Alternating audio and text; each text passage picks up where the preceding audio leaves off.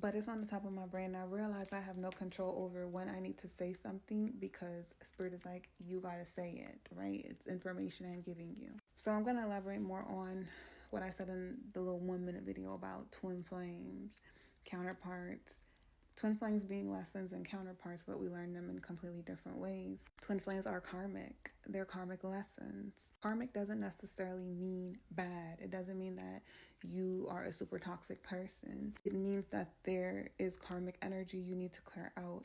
All twin flames are not aware, so they're not intentionally being narcissistic. They're not intentionally being avoidant, but the reality is those are the traits that they exhibit, execute. I'm not American, so I promise y'all I'm not stupid. I need to read again because I haven't been reading. But I know the meanings of words. Sometimes I just don't get it right in pronunciation because I'm not from here. But now I do believe you have multiple twin flames, and I do believe you have a true twin flame, which is what I call your shadow twin. A lot of people say we got warlock witches. They got all their ways of explaining it, not necessarily saying that the twin flame is a warlock, but that's how I see the shadow twin. They're just as powerful as you. They're you, but your shadow energy if you're the light energy, and they're your light energy if you're the shadow energy. But you're supposed to come into balance with each other. That's the yin yang duality, your light and shadow aspect. So both of you have to help each other change. I don't believe it means partner in crime. We're supposed to be in love. We're supposed to be together because that's you. Now we have other twin flames that teach us different things at different points in our life. You have avoidant twin flames. Those are twin flames who, just like the attachment style, avoidant. So they definitely don't mean to hurt you and be narcissistic, but it looks the same. It's that they haven't confronted their issues, the things that they have to face when they're looking at you. And they're mirroring a part of you that you need to tap into.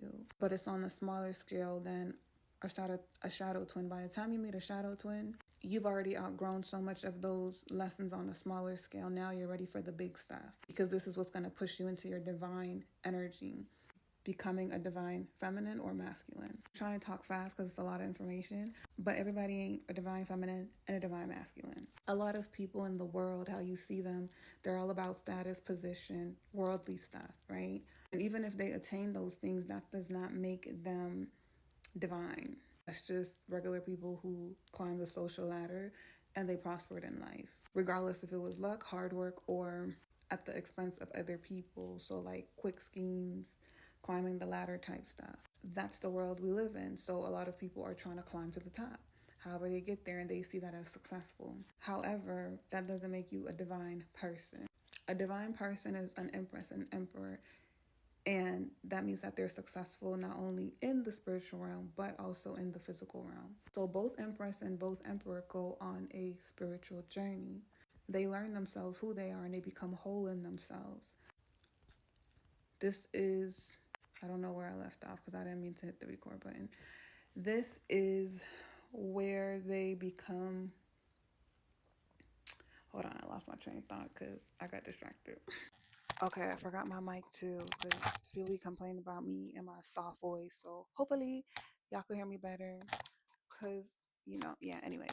So I left off at the Empress and the Emperor. So with the Empress and the Emperor, they go on this journey, this spiritual journey. This is where they discover themselves, right? Like this is where they're developing into who they're becoming, and it's showing them who they really are, who they want to become. So they're in the process of their manifestation. They are the walking manifestation. And now on your journey, as you start shifting through energies, remember twin flame is an energy and so is counterpart, karmic lessons. So as you're shifting through those karmic lessons, now you're entering counterpart connections. These are people who can be a perfect match for you. But this is based on the version of yourself that you have created thus far. So the choices that you're making when you're loving yourself, you are becoming. You are creating the future you see. But in the present moment, you have to also accept where you are, right? So certain lessons you've never learned before, you're learning in that situation, that connection. What makes it a counterpart connection is because you guys are actually a match for each other. You're not like the twin flame where it's the opposite version of you. It's you and this person actually have a lot of the same interests, wants, desires in life. Now, the ways you learn in counterpart connections that's different from twin flame is because even though you have similarities and compatibility, you are still in different spaces of your journey. So you might be more emotionally intelligent, the other person lacks it, but they're more financially sufficient. And you need to learn to become more financially sufficient. Now, some people can, counterparts are presented the opportunity to work with each other and grow and be on that same timeline, but a lot don't stick because one counterpart sometimes is typically stuck in a karmic cycle. So the person who is more spiritually awakened, they tend to trigger the counterpart into healing, right? And then that counterpart typically always wants to come back because what stopped the union was where they were at in the work. Now, it's just like I believe we have one true twin flame and we have the multiples, is the same way with counterparts. It's the version of twin flames, but more healthier version. You have multiple counterparts, but you have that one true counterpart. And you'll even meet that person and end up going into separation. You'll come back together, go into separation again until you finally separate from them because you realize that you're really in different spaces. But something always brings you back to this person, right?